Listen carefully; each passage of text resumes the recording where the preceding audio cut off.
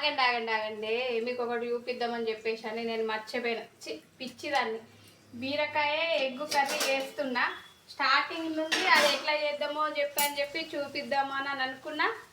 ఏదో పనిలో పడి హడావిడిలో ఆయనతో మర్చిపోయినా. ఇంకా కాకపోతే కర్రీ అయింది, ఫ్రై అయింది. ఎగ్స్ వేయలేను. ఎగ్స్ వేసే ముందు చూపిద్దామని చెప్పేసాను. మళ్ళీ గుర్తుకు వచ్చేసింది, వీడియో తీద్దామని తీస్తున్నా. చూడండి, ఇప్పుడు ఎగ్స్ వేస్తున్నా.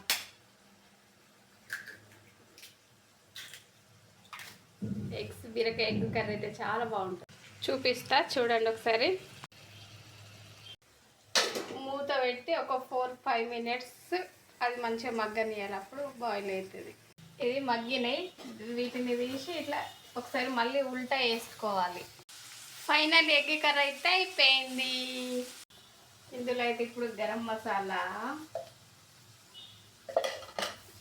అండ్ కొత్తిమీర. ఫైనల్లీ అయితే కర్రీ వచ్చేసి రెడీ అయిపోయింది.